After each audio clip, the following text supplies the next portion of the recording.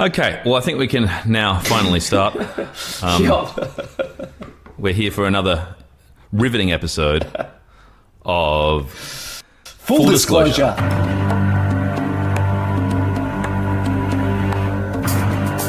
Yeah.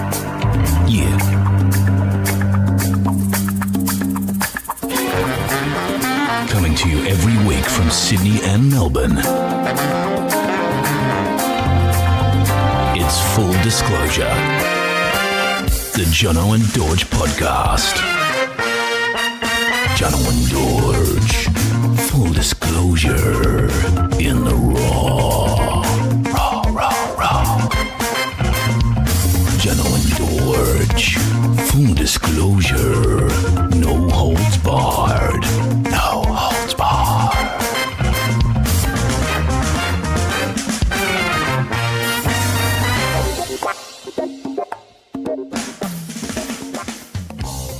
Okay, Jono, welcome to the show. We've just gone through, for our listeners, we've just gone through a protracted setup sequence of approximately 45 minutes. Standard, unfortunately. But it is workflow and it is, step by step we're making improvements, and hopefully you're hearing those because... I think they're hearing it just in how pissed off you are at the beginning of every Full Disclosure now. Yeah, it's become our warm-up just to kind of get you into a tiz. Yes. Because what I'm worried about is it is bad how shit I am with technology, and how it's so great how patient you are. But I think I wear away at your energy before a podcast, and then because you're trying so hard to keep a lid on your burning the pressure cooker of rage inside you that you're saving your good mate from, that now there's a bit of you're kind of incubating it. You think I sound like a resigned loser, basically? I'm about to kill myself. Not resigned loser, but you like... Well, maybe that's what they'll take, but I know you well enough to know that's just you doing everything you can not to scream. I wouldn't go that far, but look, it's just I'm probably not the most patient. Well, I'm not the most patient person going around. The good news is it's a workflow thing, and hopefully you're learning as I'm learning what your issues are, and you're learning. I'm not learning anything, mate. I'm not learning anything at all. I'm just letting you fix the problems. For our listeners, just so our listeners are on top of things.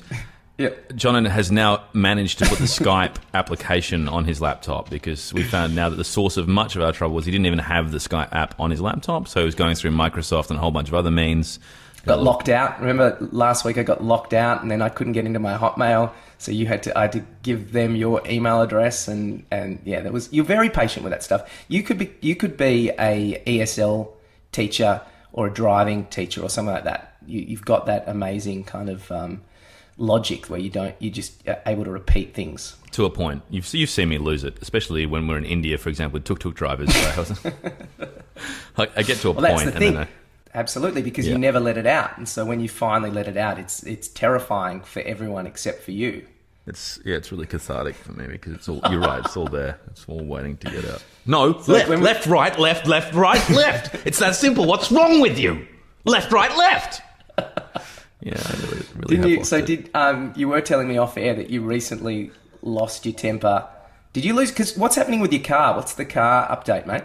The car update is... Have you got the Audi back? I'm supposed to get it back tomorrow, supposedly. But hasn't he... He called me.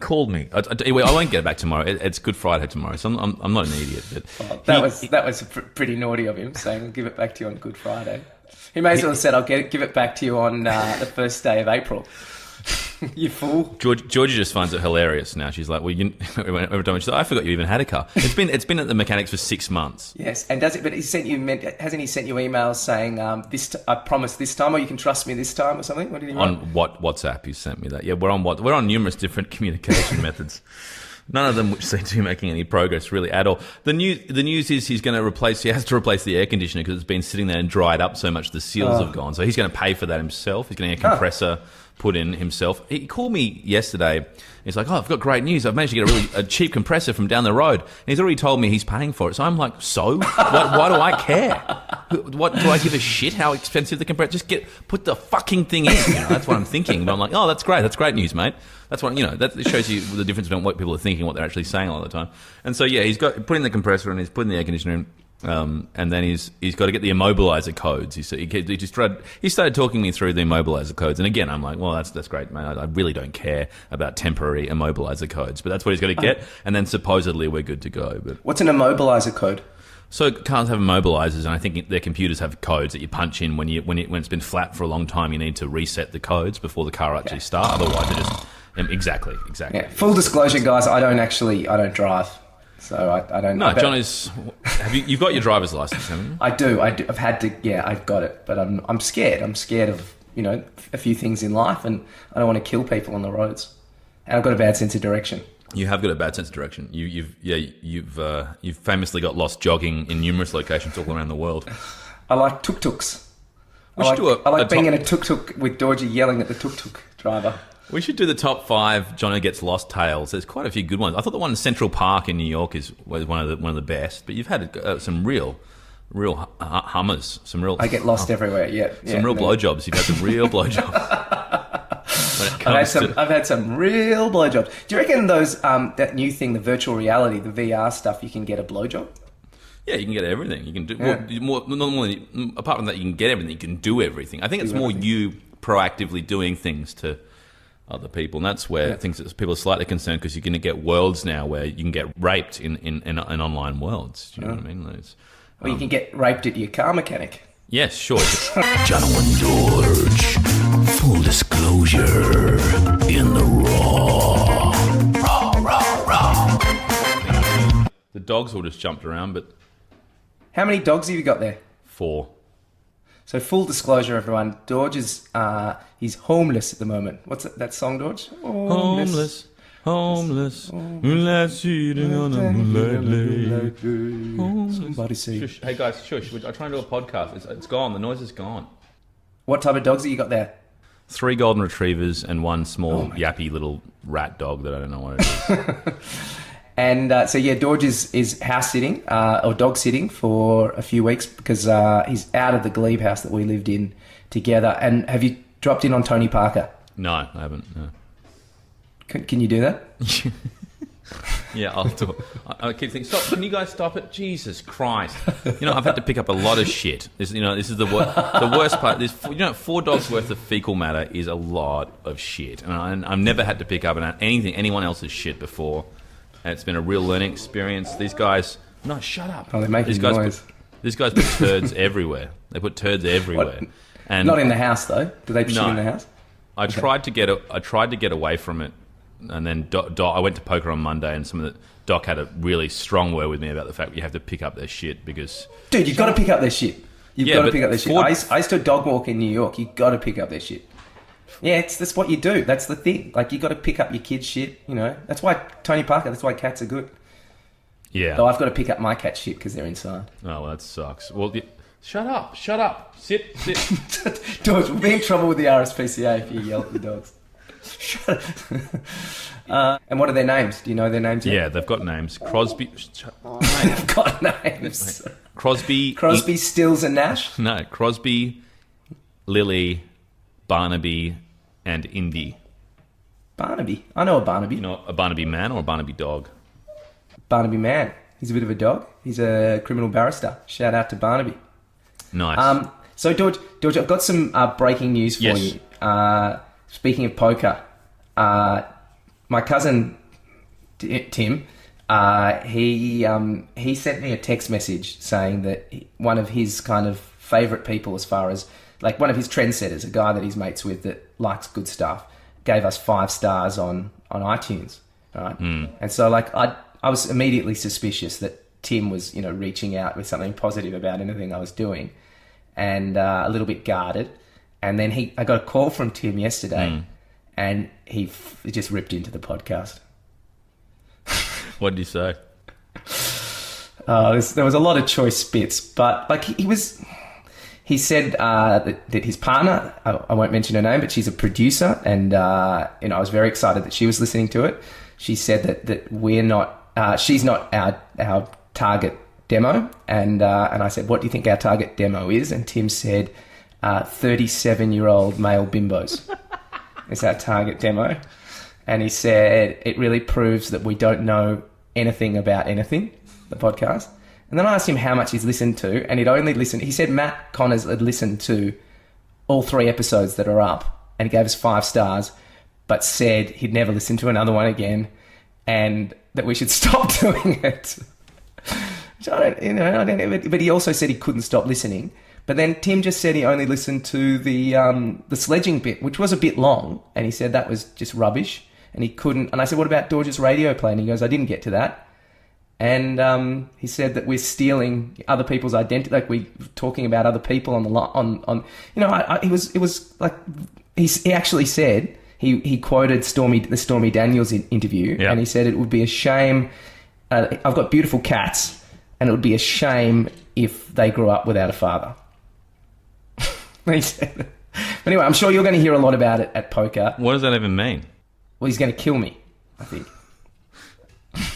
And then I said, will you come on the podcast and do a movie review? And he said, never. And that we don't have enough money to pay him to come on. It's probably true. It's probably true. Well, look, what do you think? What's your spin? Does it mean he secretly likes it, or does he actually hate it? Probably a bit of column A, bit of column B, I'd say. Yeah, I think he probably thinks it's a little bit offensive that we think we can just jump on a mic and people are going to listen. But well, we're just doing it. You know, we're just doing it. We're just podcasters. Totally. I wouldn't go that far. Jono and Dorje. Fool Disclosure. No holds barred. No holds barred. All right. So let's move right straight into one of our segments. I think it really leads quite nicely into speaking of critiquing the hottest story right now. And without further ado, we should head to In the News with Jono Burns. Jono, what's in the news today? Extra, extra, read all about it.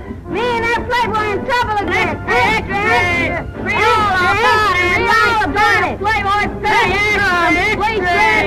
It's Jono Burns with In the News.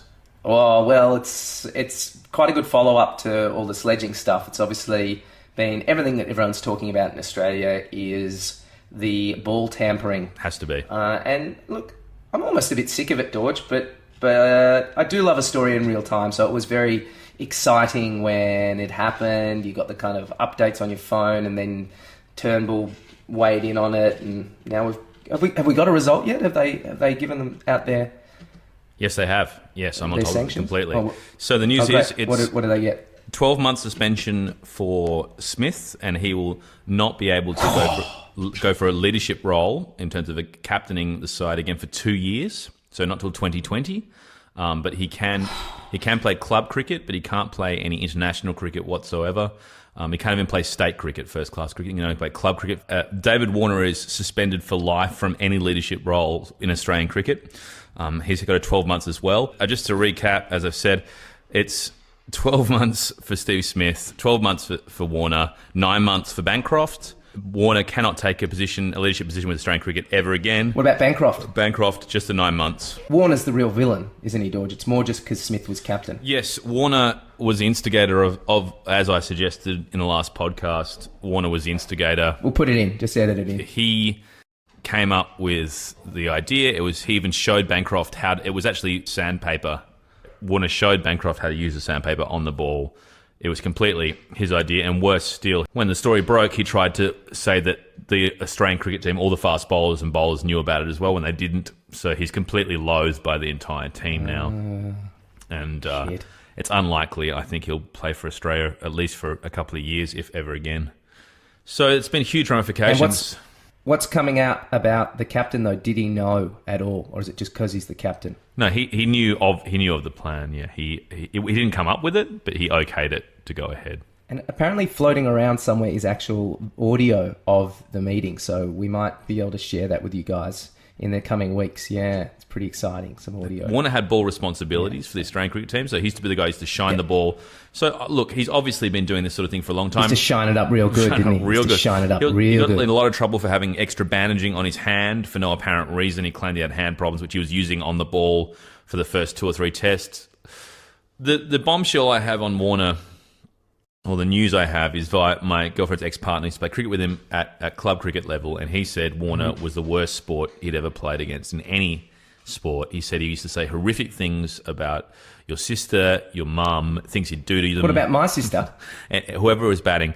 And he talked about getting a gun and shooting them. He talked about having sex with them. He'd do anything he could to get an advantage, which makes everything that he was saying about not bringing family into cricket completely laughable. He talked about having sex with their sister while firing guns. Like just firing guns, like just doing it and just shooting them off in the air. But jokes aside, quite a vivid imagination. It's a huge hypocrisy on his level to have a problem with what was happening with the Sonny Bill stories and claiming that there's no place for that in cricket. The hypocrisy with David Warner goes very deep. He also famously accused other teams of ball tampering, saying it was out of the spirit of the game, that they'll get their just desserts. So that's unfortunate, isn't it? That was like a year ago. He was on record. That's on record. So he's... And...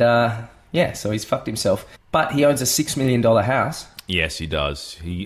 And a Ferrari. Is it a Ferrari or a yellow Ferrari? He came out and said... So he's doing all right. He came out and said that his financial advisor said that if he ever had to work again, he hadn't done his job. So after cricket, that is. So, he's doing fine. All his sponsors will drop away. $2.4 million. Him and Smith will lose because they've both been dropped by their IPL sides now as well. But look, I wouldn't say a drop in the ocean, but...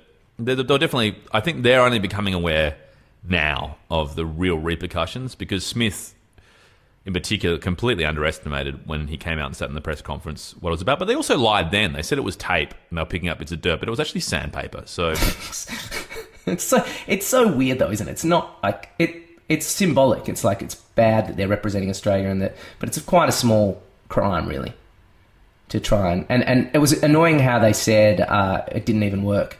That didn't go well in Smith's apology when he said we didn't even do it properly because they didn't take the ball off us. I think there's more to it than that. In my opinion, basically, the Australian cricket side has been, when you talk about Test match cricket and you talk about the way it should be played, they've been known to go at the opposition, to do everything inside and bordering on outside the rules in order to win. What's it called?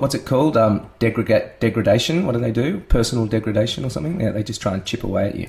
Yeah, it's bullying. It's 11 dudes on one, as we spoke about in another episode. And the point of the matter is, it's become part and parcel of our national identity, and there's a certain amount of pride, and it's almost emblematic, it seems, of what it means to be Australian, which somehow has been attached to cricket. And I'd like to think that this chapter will show once and for all that it's toxic. It's actually toxic masculinity, which has been encouraged and allowed to flourish to the extent that we're really seeing the ugly side, which is purely it's alpha male bullying and cheating to get whatever it takes to win is the ethos, and whatever it takes to win is not how sport was originally meant to be played. Originally, it's become professional now, but it was amateurs playing in the right way. That's the problem. It's all the money. Like there is a lot of pressure on them to win, so they're feeling that pressure.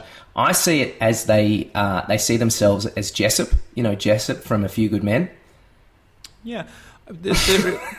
You don't want to go down that one. You're just being really serious. But there was no money. There was no money when they're playing club cricket. When David Warner was telling these guys he's going to shoot their mums. Where was the money there? No, but he's risen to the top. I just think people that are mongrels. I'm saying it's inherent. It's inherent from the very beginning. And the other thing we were talking about with a friend of mine the other day, added at voiceover, was the fact that he said, what sort of parents take kids to cricket, devote their entire weekend to watching their kids run around? How thankful do you think those kids are of the fact their parents have done that for them day in, weekend in, weekend out? What sort of entitlement do you think that breeds in someone whose parents have done that for them? And then I pointed to the analogy of an NBA scenario where you've got guys like Kevin Durant who'll thank their mothers, their single mothers, for working 4 or 5 jobs just so they could in some way have a chance, an opportunity to get to where they've gone. You can see it's obviously the disparity is a lot to do with our relative wealth in this country. But the fact Warner's from humble beginnings. Matraville, yeah. It's not the worst place in the world. The point is, none of them. They didn't seem to have a single mum's working 4 or 5 jobs.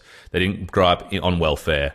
You're not going to see that in Australian cricketers, and you're not going to see that in Australian sport because we're comparatively quite a wealthy country. And one wonders what sort of entitled little twerps we're breeding when it comes to the sporting ground.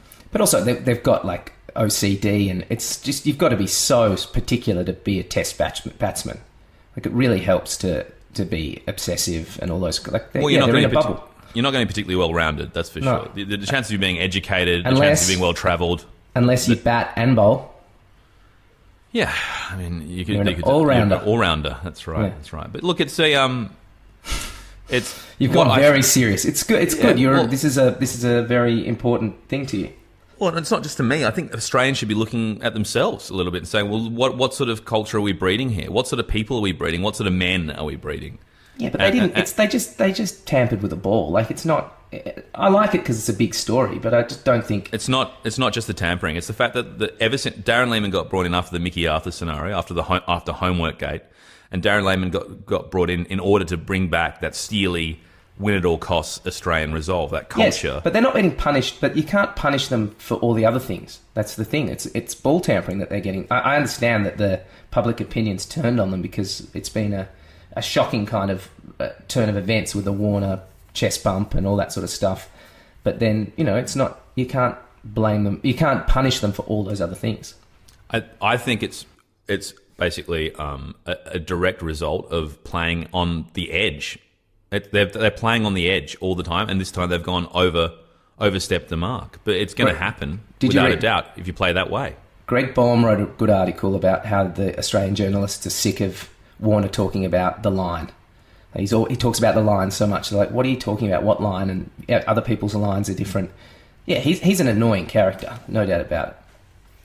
It's just, I mean, Gilchrist is famous for walking, obviously. And I think there's certain...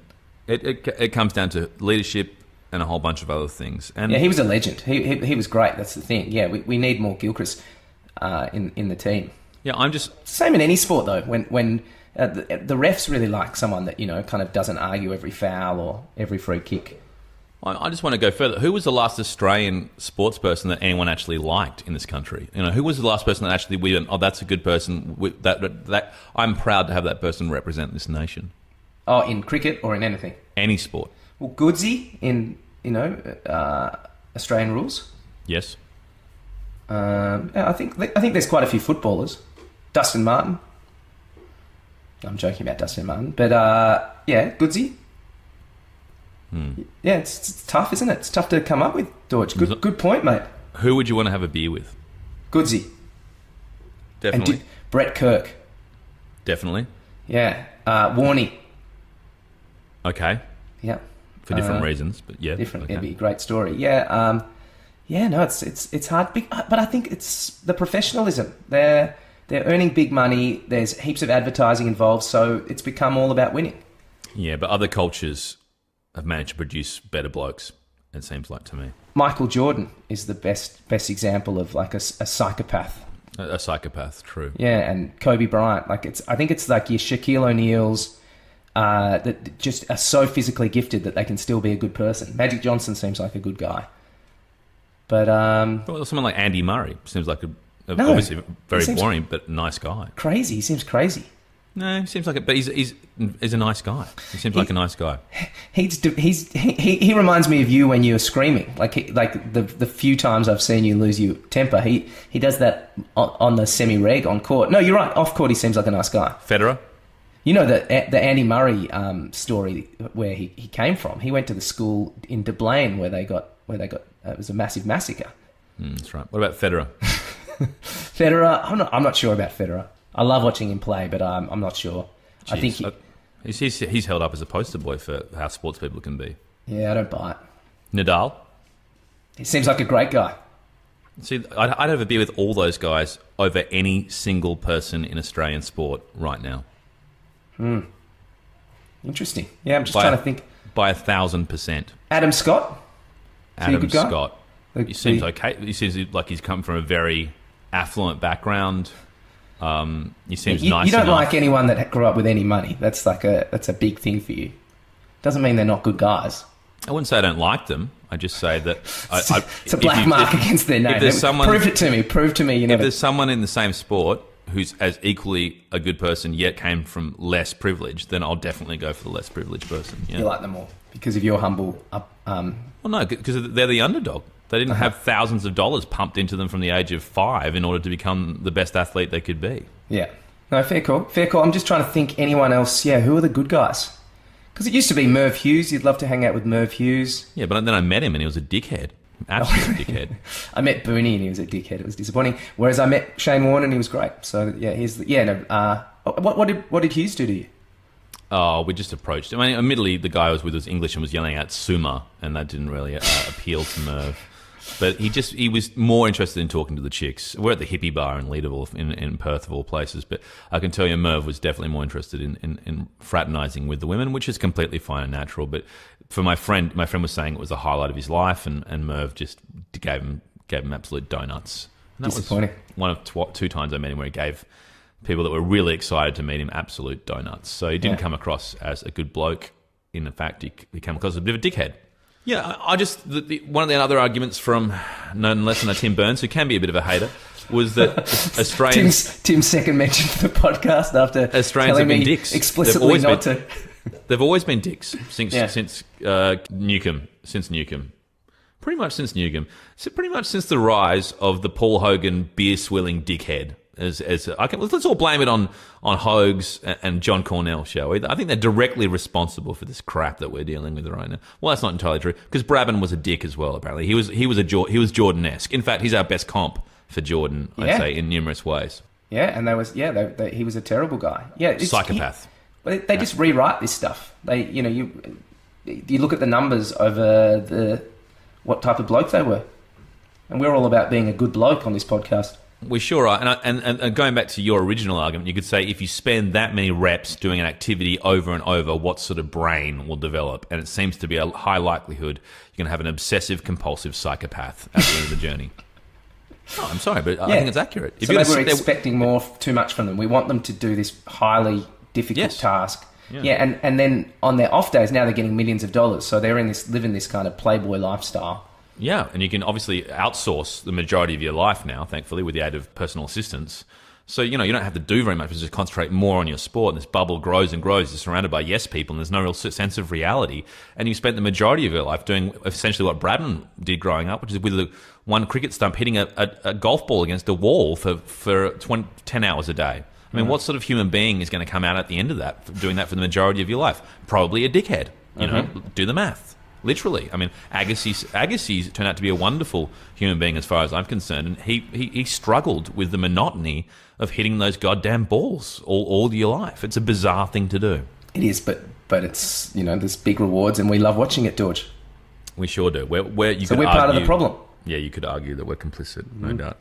You want to talk about complicit? I mean, we could go into UFC and talk about complicit, but that's for another matter. But look, it's fascinating what's happening with the ball tampering. I think what I like about it is the fact that it's turning, I feel like, the mirror back to Australian culture and saying, how do we want to be represented? Who do we want to represent us? And how do we want them to behave? And that's the big thing. And if this episode, I was going to call this episode anything, you'll probably hear why I'm harping on this so much later with the radio play I've got for today. I'd like to look at toxic masculinity as a real subject matter. What a treat. I didn't dare ask, but that's very exciting. It's part of our triptych now. We had the hybrid, and then we had... What was the name of the second one? The Courtesans. The Courtesans, which was about a indecent proposal.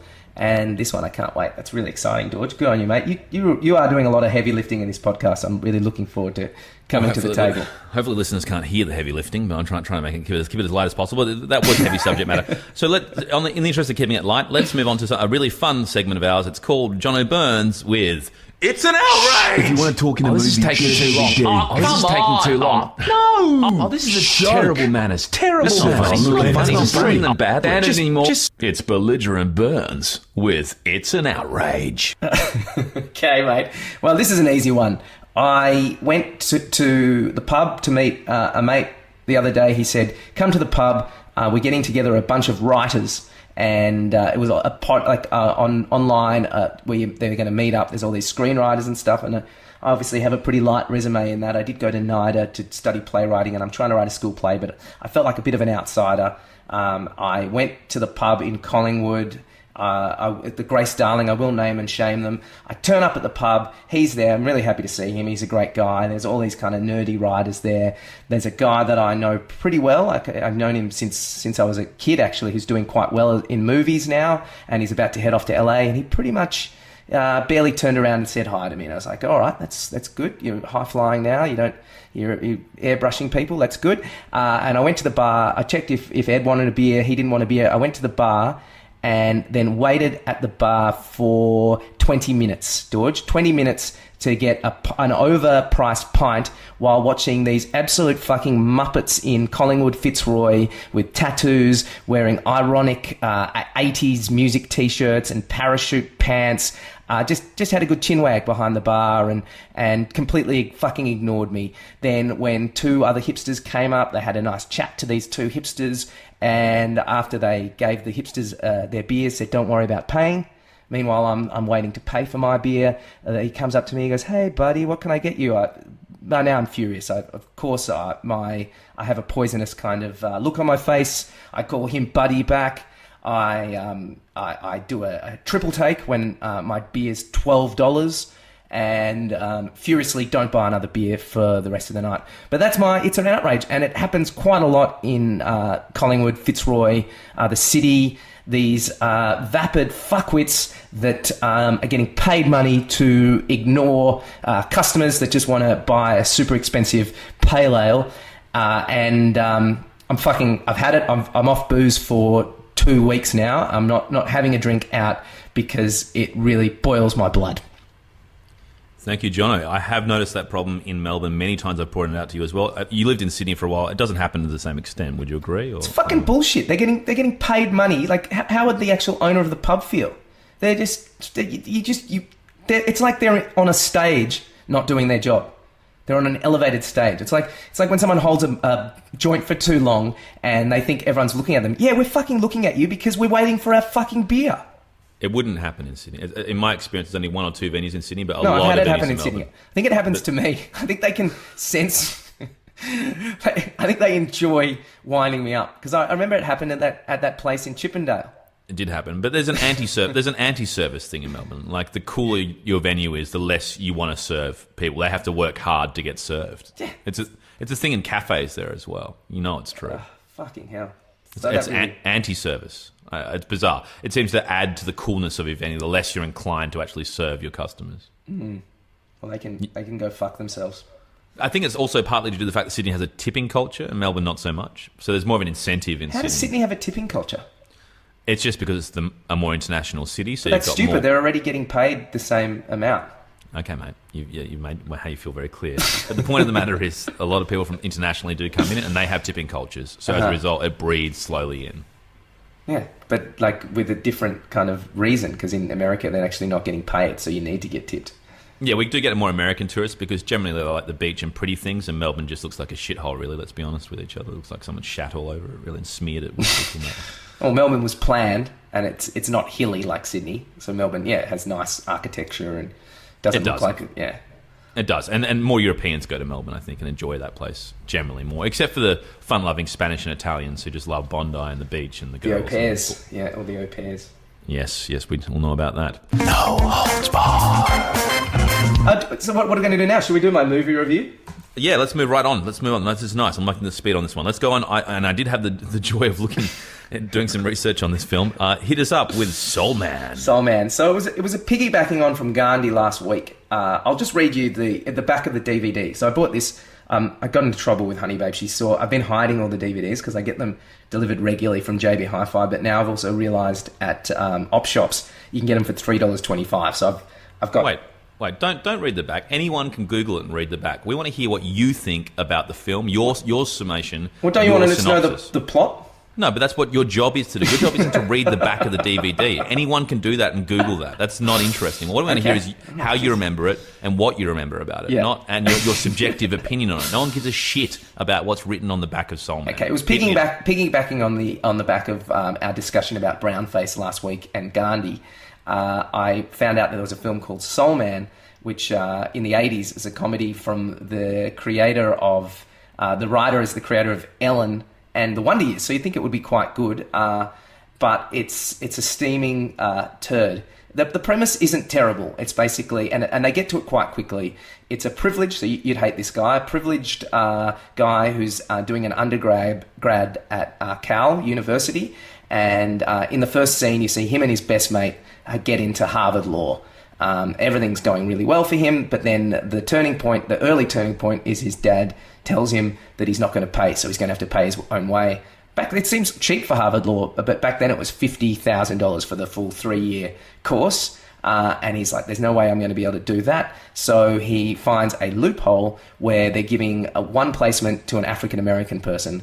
So he then takes overdoses on vitamin pills that make his skin go black intentionally, and he gets into this school. So that's the kind of the premise where you could do some interesting things with that. It's obviously pretty wrong. Tanning pills. Tanning pills, sorry. Yep, thank you for fact-checking that. It's C. Thomas Howell in the lead. He was most famous for E.T. and then The Outsiders. So he kind of became one of is it the Brat Pack? The Brat Pack, yeah. So they weren't the Sinatra people. It was the people afterwards, which was like Matt Dillon and the Estefez brothers, one of them being Charlie Sheen. But this was his last chance at sitting at the big table. He's terrible in it. There's some good cameos from Julia Louis-Dreyfus from Seinfeld. James Earl Jones adds some gravitas as a professor. It's an absolute head-scratcher that he's in it as a Harvard professor. And the only other performance that I really liked in it was the dad from Alf plays the psychologist, and he has a very showy little bit there. Do you remember him, Dorje? Definitely. Yeah, he was great, wasn't he? Alf, no, not again, Alf. No, what are you talking Alf. about? I just like eating cats. He's always in the nose when he's talking, but he's always exasperated, Alf. Yeah, and so he was like that as the shrink. He's a pleasure. He has the pleasure. So he also tells him that you're not going to... And so that's the start, and then it's really, really, really bad. So it doesn't kind of open any of the doors that you could open. It's just quite offensive, and there's a lot of montages in this film. One with him playing basketball against a real black person to the song Soulman, which was from Dave from Sam from Sam and Dave is singing it with Lou Reed, which is a pretty weird duet anyway. And he plays basketball, and the end of the montage, the ball he's bricking it terribly while another real African American guy's swishing every shot, and the ball then bounces up and hits him in the nads, and that's their out for that montage. He gets caught at the end, but then he also gets the girl and gets away scot-free. Really disappointing, Dorje, because I thought it would have some kind of it's so bad it's good moments, but it was just a horribly bad film. Let me hit with some things on this, okay? Because it's not bad what you've done, but it could be better. Firstly, it made $35 million at the box office. It was a huge hit at the box office. Okay. It came in third. Is that a huge hit? For a $4.5 million budget, that's a huge reward. Oh, okay. So it did very well. B, 14% still on Rotten Tomatoes, one of the lowest ratings on Rotten Tomatoes of all time. So again, fascinating choice on your behalf. Thirdly, it debuted at number 3 behind Crocodile Dundee and The Colour of Money at the time on its opening weekend. So it did very well, as I said, and grossed quite a lot.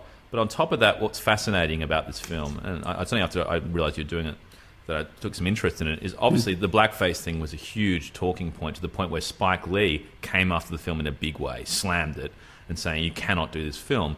People in the film likened it to Tootsie, in the fact that it was a comedy, but it was trying to expose some of the problems or show the racism which comes with being black. Because apparently, we kind of got to it, but not really. In the end, he realizes what he did is wrong, because he's on full scholarship, but he's taken the full scholarship of the black girl that he's in love with, who's working non-stop at a fast food store just to pay her way.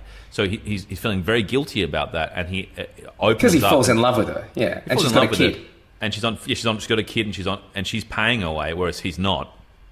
And what he does is he realizes that what he's doing is wrong, but he also says the reason it's wrong is he can change from being black whenever he wants, but other people who are black can't do that. So it's not a fair scenario. But it doesn't earn that, because there's so many racist bits all the way through it up until that point. And that's the other thing. That's what they're trying to argue. But there's bits I saw where he's doing a Ray Charles type thing, where he's moving from side to side with sunglasses. It's very having their cake and eating it too.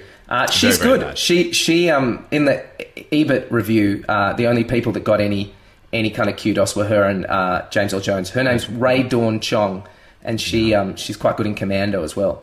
She's a Canadian actress. Tommy Chong's, as in Cheech and Chong, I think. Is that right? It's his daughter. Yeah. Oh, okay. That's good to know. I love that kind of information. It's really really bad. It's very bad, and it's a bizarre choice on your behalf yet again. But look, what I will say Yeah, about it. no, but that's the thing. I want to watch movies I haven't seen before, and that's Sure. what having a DVD library lets you do. Yeah. Well, I mean, Why is it a you could bizarre choice? You could argue some of these films disappeared for a reason because they were supposed to disappear. No, but I'm not. But I thought it would be ironically good. I didn't think it would be good. No, I knew it wouldn't be good. But also, he's a terrible actor. C. Thomas Howe. You think he's bad? Yeah, he's really bad. He's doing it. He's talking and doing the actions and stuff, but he's terrible. Wow, he ended up marrying Ray Dawn Chong. Whoa. Well, I guess they felt so bad about the film that they had to. Yeah, it was like a Leighton justify Hewitt it. thing. It was like us versus them. Yeah. We're going to ride or die. Are they still together? No, they only lasted for a year, 89 to 90. But having said that, that's 3 years after the film, so they must have been sort of putting each other away for 3.5, 4 years after that. But They did do a few other shows together. That makes a lot of sense. And she is in the Cheech and Chong movie, so that makes a lot of sense. I did a lot of deep diving into their movie histories. The guy that's worked the most, though, is the best friend. Yeah. Ari Gross. He was decent as the affluent. He was decent. The problem was I watched some of the grabs, and sure, the acting's bad, but I think the other major issues, they've obviously been... Oh, Leslie Nielsen's in it, by the way. I saw you mention him out. But he's barely in it. He's just, I think they edited him a bit out. The major issue is that I think the direction was horrendous. The performances are bad, but they were just taking so long, so much ham that he could have cut away to make it bearable. The ham. They're just terrible. It's just, the scenes just don't work. He's mostly a horror director. Friday the 13th Part 2, Friday the 13th Part 3, Halloween. Although he did direct a bit of The Wonder Years and Dawson's Creek. But I'd suggest, if you look at that quality of work, that's probably the area Steve Miner should have stayed in. I'd say he's a minor player, if you will, and suited to minor medium. But so C. Thomas Howe. You can see how he had his opportunities and then slowly got more and more taken away. He's in lots of stuff. Yes. He's in the Spider-Man movie as the dad. He's a good-looking guy. So what's up next? Are we staying with blackface, or are we moving on to something else altogether? Well, do you want to talk about blackface at all? No, I've got nothing to say. Nothing to say about blackface. You got nothing to say at all, really. So we can't talk about anything. Oh, that's, Full disclosure. Full disclosure is the name of the show, and it's quite a funny story. Yeah. Well, there was a party. It was a party about. Oh, jeez, I can't believe. There was a party about. Was it 3 years ago? 3 years ago? I think it was 4 years ago. It was at a friend's. It was way longer ago, Dorje. It was way longer ago. It's a long time ago. Friend's cocktail bar. You've changed opening. a lot, mate. You've changed a lot. It was a Studio 54 party, and I decided that I would go as an African American to the Studio 54 party. I looked through the photos, and there was a large African American that was a black party, wasn't it? Community. There's quite a lot of black people at Studio 54 over the years. Yeah, that's why they got Mike Myers to star in the movie. Did they? Did they put him in the movie? It's the 54 movie. Anyway, sorry. Yeah. So you thought it was And I decided to represent, because the fact that what matters is to be a very white party, I decided to represent as an African American, and I did. I went the full. I did the full outfit. I got all this sort of cool clothing, and I did darken my skin tone. You went full blackface, and I did drop my voice down about an octave. And there was an ex-girlfriend who was there. Oh no, let's not. Yeah, this is funny. This is the funny bit. This is the really funny. An ex-girlfriend who was there who didn't recognise me in the outfit because I managed to assimilate so much into the role. Assimilate might not be the right choice of words. And Jono found it hilarious because he was running around saying she doesn't know it's you. She doesn't know it's you.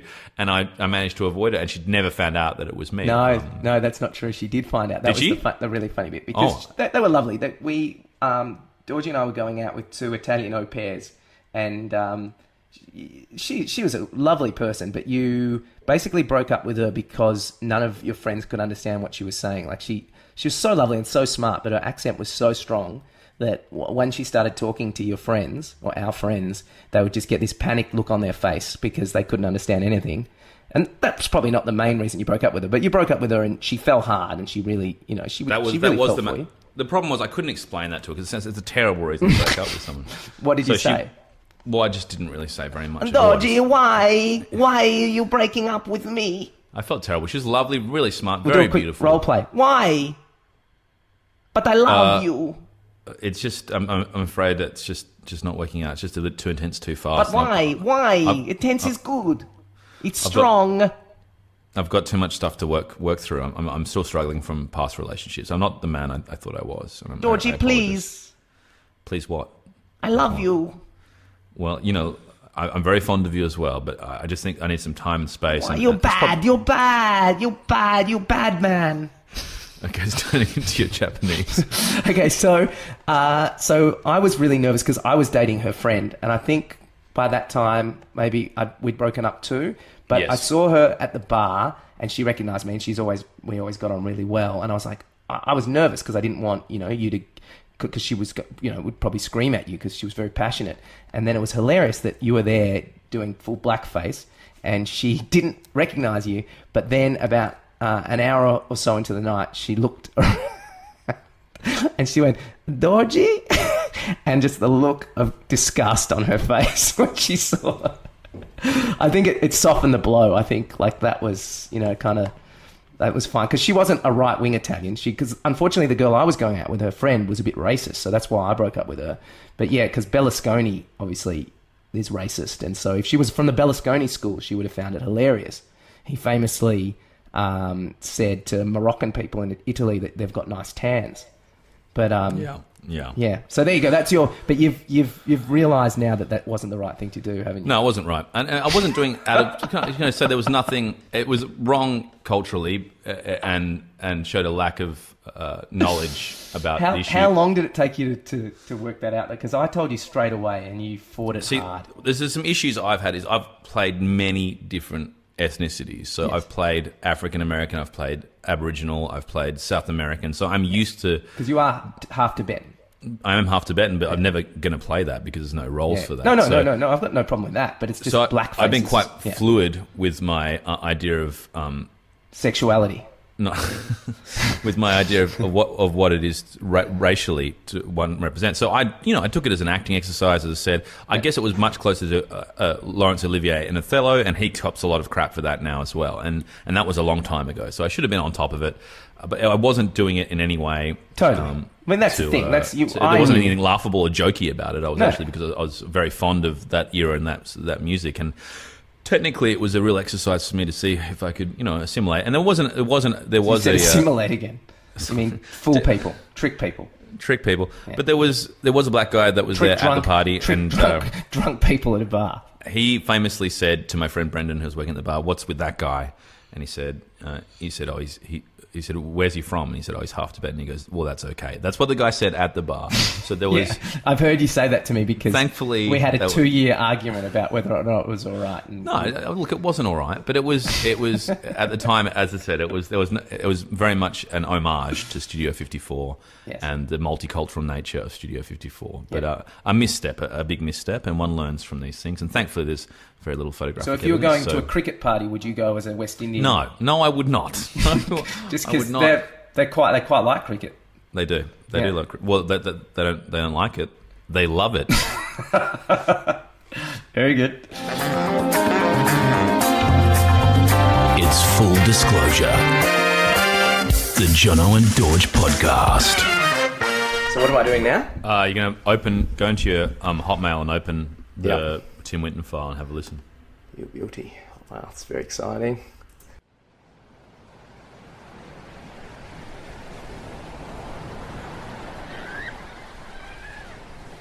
Growing up in Margs wasn't easy.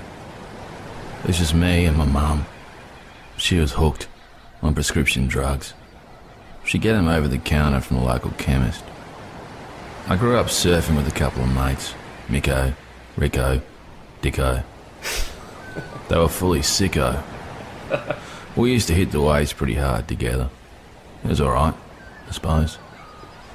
Thing was, I just couldn't figure out what it meant to be, a good bloke. Around the community, there was lots of strange things going on. Everyone was just tugging each other off in some way. There was this strange American girl who used to wait for me behind the alleyways. I never really knew what was going on. I just used to look up at the stars and think about stuff, like what it meant to be Australian. The wind, the ocean, struggling against yourself and others, and just trying to think about stuff, you know? Like, did I love her? Who was my dad? Do I even like surfing? The thing about being Australian at that stage was everyone was white, so it was alright, you know? Like, the immigrants were okay, but they were just there to serve you stuff, you know? The real people were white. They were good surfers, good eaters, good fuckers. And that's how I remember Australia. You know, like, there'd be a couple of disabled people, but they were alright as well. It's just growing up, you know? Down at Margs. Locals only. That's what we used to say. And then there'd be some cop who used to beat his wife, and everyone could hear her screams down the street. But you always forgave each other in the end. Because that's what being Australian was about. Oh, there'd be dark family secrets that everyone was hiding, don't get me wrong. Skeletons in the closet, adopted kids, uncles who are really your nephew, you know, all that kind of stuff. But it was tough. For me, Rico, Nico and Sense, I don't even remember our fucking names. That's right, the names were Miko, Rico and Dicko. Oh, Dicko. You know, the thing about, like, punching out cones and getting waves is, it seems like it's an okay thing to do at the time, but later on when you're older, you think, well, why don't I just hang around with the dog, you know? Could have been good for me. Man's best friend. Someone to walk out. Someone to look at the trees and the beauty all around you and just take it in. The wind in your hair. The smell of ocean on your nose. Life was simpler back then. Australia was simple back then. And if you're reading this and thinking, those were the good old days, you're wrong. They were just different. Things were just as messed up then as they are now. I just didn't even know it. Because I wasn't alive now, because I was alive then, so I couldn't figure it out, you see. Growing up in WA isn't easy. Getting a wave makes it a little easier, but really that's just getting time to yourself, away from the chicks and the beers and the cones and the pub fights and the taking the piss out of your mates until one of them cries and goes and throws himself off a bridge. Oh, it wasn't me that jumped off the bridge, it was Rico. And that's another story. Bravo, buddy. That's your best one yet. You reckon? Yeah. Why? No, that was sicko. It was funny. I thought the sound was good. Nice. I thought I'm worried that the sound of the masturbating is going to be like a that's going to be used against us by Tim Burns probably. Like, you know, maybe that's a metaphor for our whole podcast. It's just having a wank. That was unrelenting. Where'd you get that soundbite from? Did you did you record yourself, or was it? Is it? It's all online, mate. All that stuff's online. There's a masturbating. There's a surprising amount of people that jack off and record it online. Yeah. Do you reckon it's a real jack off, or they're doing? It sounded like it sounded a bit like Hannibal Lecter when he goes, "I ate her liver." Did sound a bit like that. There was, yeah. Well, I think there was one that said What did you like about it, mate? What did you like about it? Look, it's the idea for the whole thing came from when I had the audition for, which I don't think I got now, for the audio book for Breathe.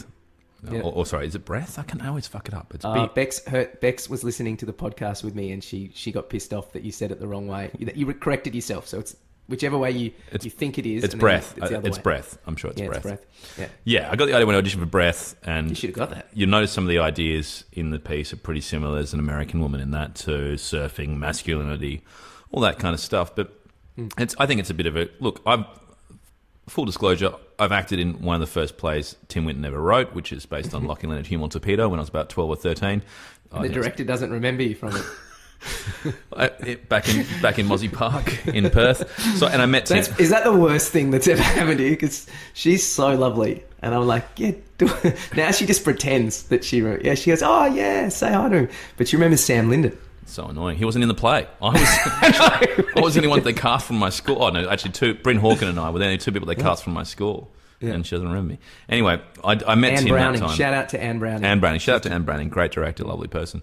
Doesn't remember me. And Tim, I've met numerous times. Not only through that, he signed that book for me, but I met him around Fremantle quite a lot. Grew up around Fremantle around him, but you can see that I've got some problems with why he's held up as a bit of a poster boy. To me, it's a little bit. The problem I've got is like a lot of really great literature. Unfortunately, it's held up by a lot of, I think, quite bordering on alt-right, nostalgic sort of Memsies-esque, Howard-esque people in Australia who want to remember it as some sort of bygone era where things were a bit better, a bit simpler, and very Australian. And to me, it's not really yeah, I know. But do you reckon he's like that? No, personally? well, a little bit. Winton, he has to write about what you know, and I understand that. That's what he grew up in, and I know for a fact, firsthand, that Perth was very white-centric and still is to a large extent. But I just feel like it'd be great. He's a bit of a hermit now, isn't he? Well, even in that play, Lockie Land and Human Torpedo, if we look at the cast, it was me, there was a South African kid, there was a broad range of multicultures in that production. I just don't see any acknowledgement from him in his pieces. It's just all so bloody sort of Nico, Rico and Sicko at the beach catching waves and booting up and having trouble being men, you know? It gives me the shits a little bit too much. I thought Dicko would be the one that jumped off the bridge. Yeah, I mean, it's, you know, the bridge stuff is, you know, it's about, it goes back to David Warner, it goes back to this Australian toxic, it's just toxic masculinity, and Winton, to his credit, is exploring that more and more. He's recently came out and said out in the surf he's not liking what he's seeing in the blokes that he's seeing out there. And, you know, so he touches on it quite a bit, but to me it's a bit old hat. Like, I just think we can move forward. I just think it's revisionary. It's glorifying an era and a period, even though I don't think he's trying to do that, because he tries to show the dark underbelly of what's going on underneath the seams of that. But to me, it's just a bit urbane, suburban, mundane, and I think we can do better, to be honest. He wrote his first play a couple of years ago, and it was apparently a turkey. The MTC put it on. But I wouldn't mind getting a copy of it just to have a look and see, because I like him as a novelist. And obviously, they've made good plays out of his books. Yeah, I like him as a person, and I did enjoy reading his stuff growing up as a kid. But it's just that Cloud Street-y stuff. It's all fine and well and good. You can see from my point of view, there's never going to be a role in any of his stuff for anyone like me who's not, except for being some sort of weirdo immigrant. You know, and I find that kind of annoying. Has Breath has that come out yet as a film? Because I remember Sam auditioned for that. It's been shot. It's been shot already, and Simon Baker he's already directed that. And look, it'll be fun. I think it's supposed to be quite good, but yeah, to me, there's not. Simon Baker, of course, from E Street, and now The Mentalist. Yeah, and you know what it reminds me of a little bit? It reminds me how Victorian period stuff. Now they're coming out and saying, well, all this bit period dramas that you're seeing, it's not even representative of the way things work, because even amongst them there was more multicultural intermixing. It's not as white. It's just whitewashed the way it's written and cast now. But if you go back as far as Heathcliff in Wuthering Heights, these were mixed race people, left, right and centre. And I saw a great film recently, Lady Macbeth, which had a guy, admittedly mixed races were generally in the lower classes, but she has this torrid love affair with a farmhand who was part African, and that's much closer to sort of what was going on. It's just that these the people that are writing this stuff and producing this stuff just want to whitewash it all the time, and it gives me the shits, to be honest with you. But well, it made great art, so well done on that. I appreciate it. I enjoyed it a lot. Look, and it was a much shorter than the first two. It was much shorter. Yeah, I got out of there before I lost too much more steam, because when it came down to it, again, I wasn't really telling that much of a story except for some masturbation and a little bit of teasing and hazing sort of stuff. But moving forward, it does go into my full disclosure. Very good, very good. My full disclosure, which I think it's not. Unfortunately, this one won't be as much of a bombshell for you, Jono, but you might want to ask some questions about it in more detail, because it's something I've touched on with you before. But on the subject of toxic masculinity and Australian identity, famously, I did, as you found out quite recently.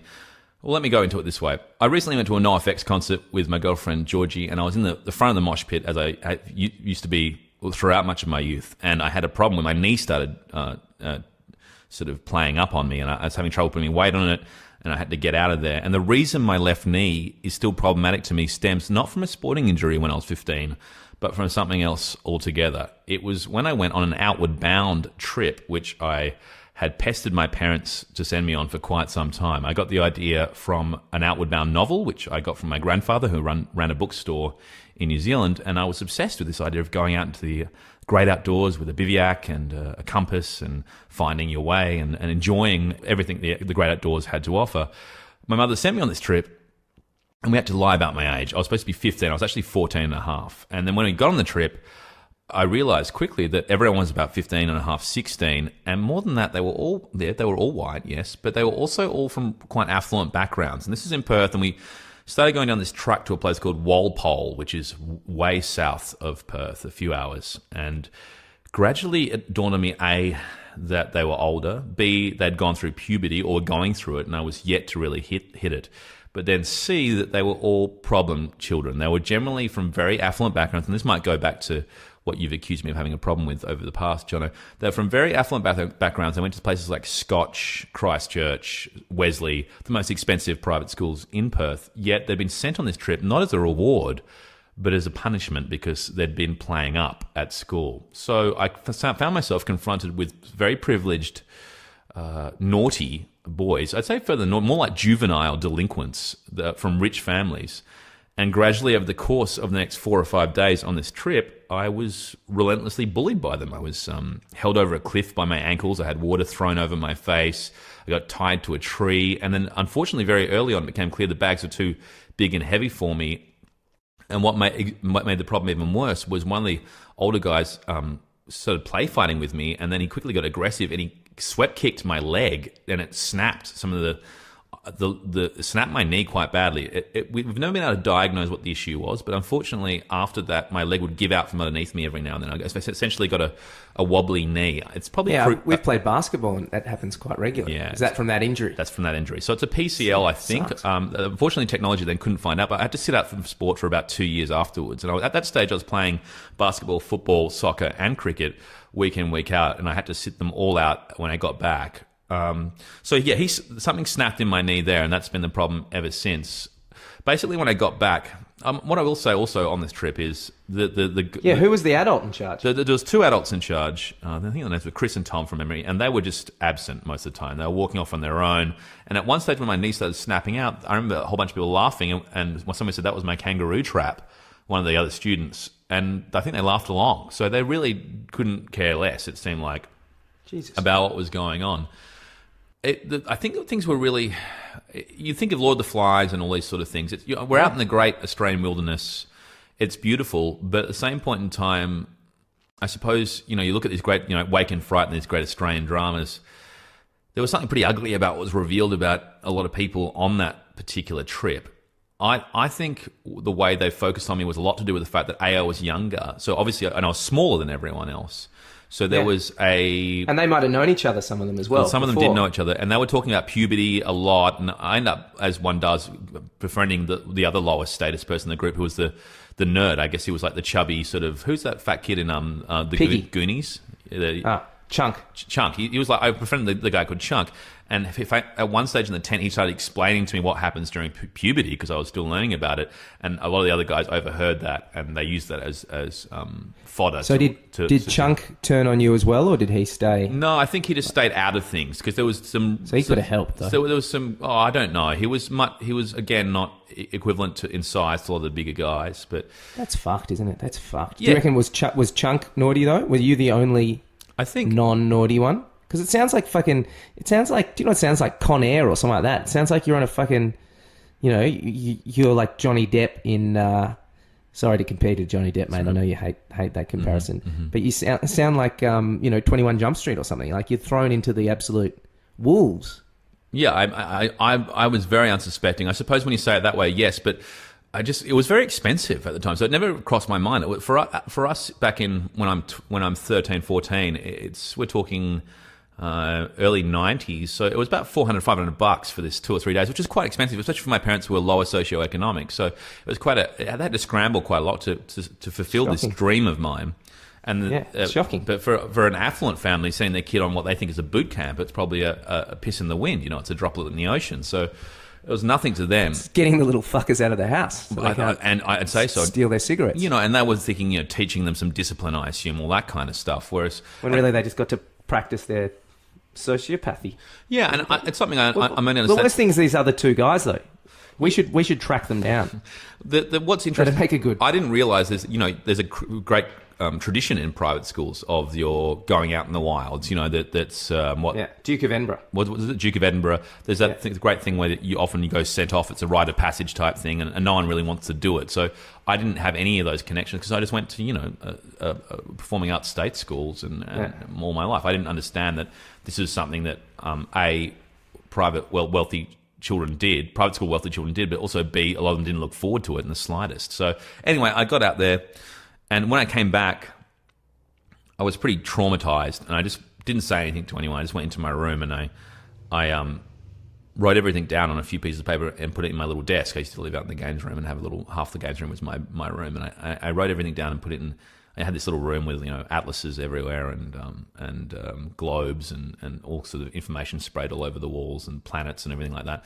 And I came in my little desk because I was quite studious, and I wrote everything down and stuck it in my little drawer and drew pictures as well. And my mother came in a few days later, and she somehow must have. Well, she's quite nosy, my mother. She said she opened the drawer and she found it, and she freaked. She absolutely lost her shit. She's like, "What the hell happened out there?" And I was like, I just said, "Oh, I didn't really want to talk about it." Anyway, she wrote to Outward Bound. Back, this is pre-emails really. She wrote to Outward Bound. They apologised profusely. Said the supervisors were well out of control. They'd been fired, and then they offered by way of compensation a return trip to Outward Bound, which of course I had no interest in taking up whatsoever. But the most annoying thing about the whole experience, I guess, so social conditioning wise, I guess, now as a result, you can see I have a massive distrust towards privileged children, especially those that are alpha male in the way they behave, because I've got pretty negative experiences with that sort of group.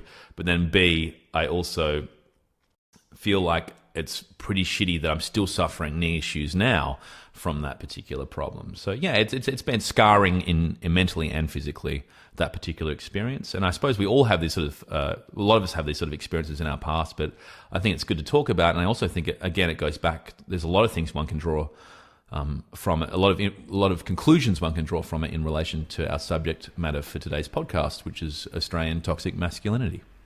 Mate, once again, full disclosure, you've thrown down the gauntlet. You've come in hot with 2 in a row. My next one's gonna have to be good to. Yeah, I remember. Yeah, I knew you for probably 8 years before you told me that. Yeah, like it's a pretty really formative thing to happen. Like, it's just bullshit because it's. Yeah, there's a responsibility of. Do you think they'd fired the Outward Bound people independently of the letter, or they fired them after your mum wrote the letter? Oh, after she was, because they didn't really know anything about it. There was nothing was said or done about it, and nothing would have happened unless my mother found the letter and the pictures of me writing what had happened. Yeah. Because I thought I'd brought it upon myself a little bit, and someone's like, because I remember I thought I shouldn't have asked questions about puberty in the 10 that time. That's why I got punished and tied to the tree.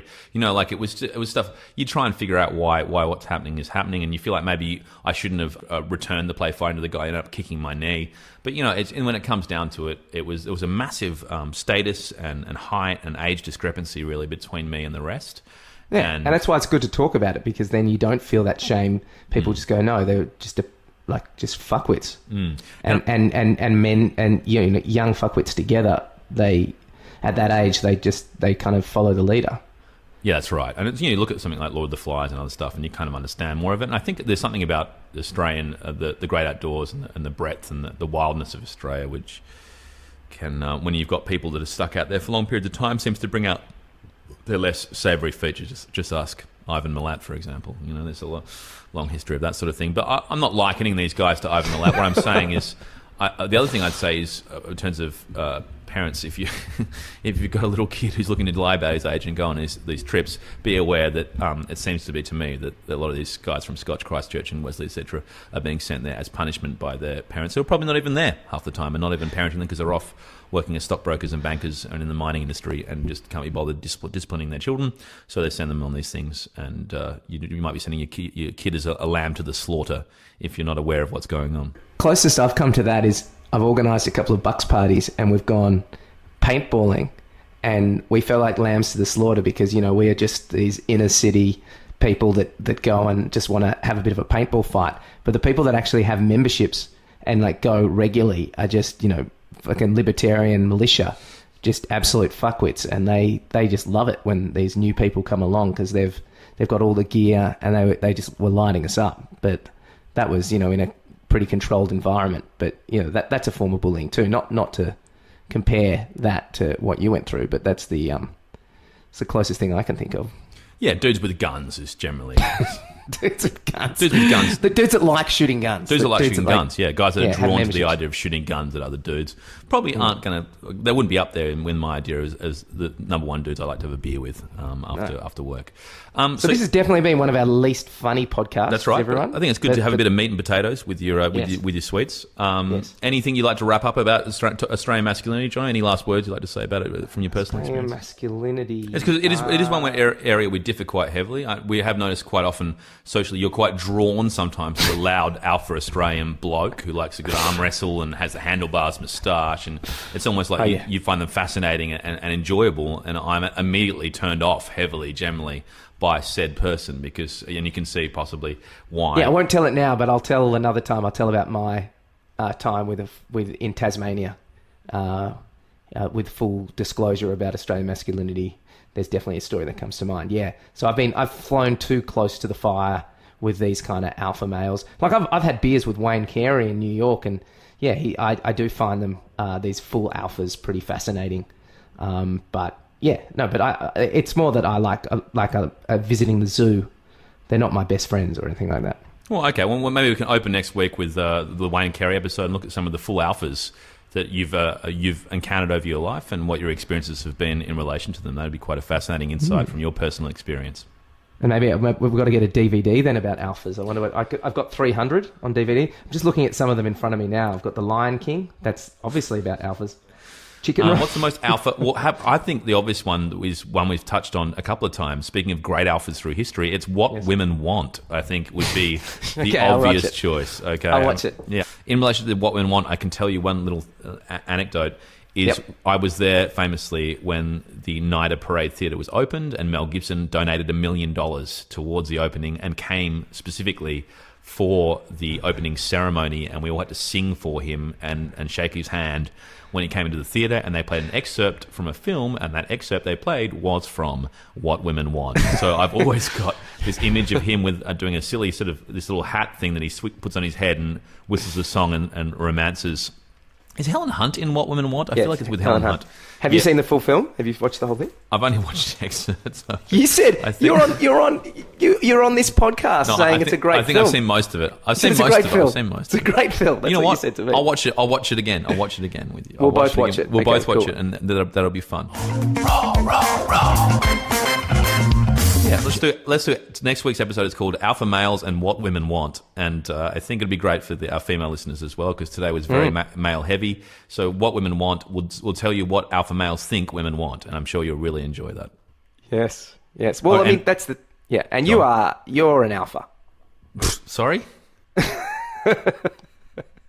It's funny you say that. I just a lot of people say you are, because I was obsessed with alpha this time 2 years ago, and a lot of people were like, "Yeah, Dorje is an alpha. He's just so weird. He's just tricking everyone that he's not. That's his alpha move." Wow, I just don't consider myself an alpha at all. It's funny. I was I just did a read for this new play that I'm doing in a month or two, with Tom Campbell, a good friend who I've worked with numerous times.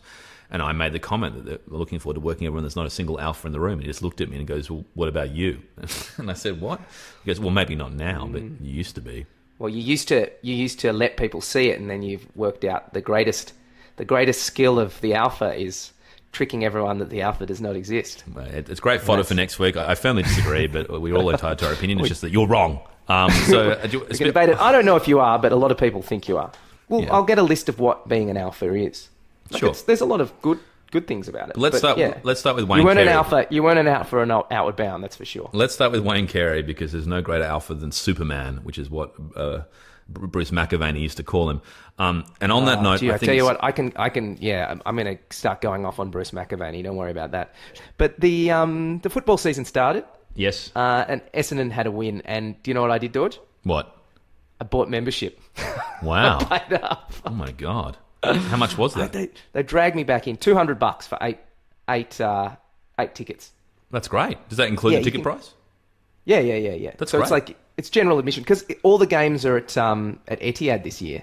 Mm-hmm. Full disclosure, I am an MCC member, and so I was devastated to find out that I won't even get to watch my team play So I'll just be able to. Basically, I'll be able to. They wouldn't fill the MCG, I guess. I'll, That's why. I'll get to go to 4 games. Didn't you win first round? You won the first round, didn't you? Are you serious? We beat the Crows. Big upset. Yeah. Well, yeah, absolutely. It was great. How'd you blokes go? You know how we went. We got beaten by 50 points. We look terrible. But I think we're going to win this week. I've tipped us. So you heard it here first, folks. Who are you bring playing? home the bacon.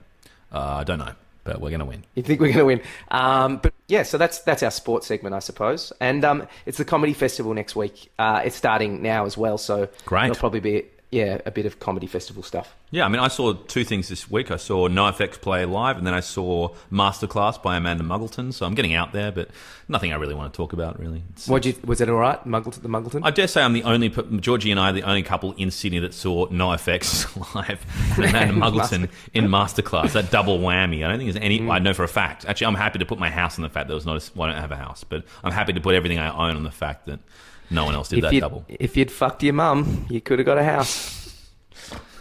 If you'd only fucked your mum. It's still shocking people, that particular segment. I had my cousin ask me about it just last night. Which is people are going to be pretty nice to you after this one as well. Well, hopefully. A few I hugs. redeems myself for the terrible misstep, which is the browning up for something else. Oh, yeah. I think there'll be the mixed one funny part of responses. the show. Yeah. If they don't turn off, then they'll...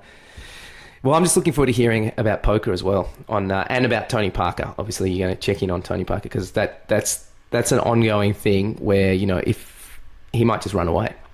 We'll find out. I'm sure it'll be fine. So, John, I'll leave it to you to take it away and wrap us up for another episode of Fool Disclosure. Well, we learned a lot in this podcast, everyone. We learned about Dorje doing blackface, but then we forgave him when we found out about his just horrible sounding Outward Bound trip where it turned into a mixture of Con Air and Lord of the Flies. I knew about it, but we're learning stuff about both people on this podcast. Next week we're going to talk about alphas. We're going to do a deep dive into that. There's going to be my full disclosure, which will have to involve an alpha, and we'll probably have some reviews because the comedy festival's coming up, and of course, What Women Want, the ultimate alpha film. Thanks so much for listening. I hope Tim Burns tunes in as well. Thanks, everyone.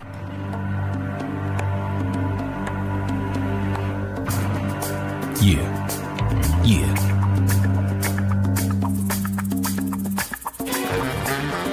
Coming to you every week from Sydney and Melbourne. It's Full Disclosure, the Jono and Dorje podcast. Jono and Dorje, full disclosure in the raw. Raw. Jono and Dorje, full disclosure, no holds barred.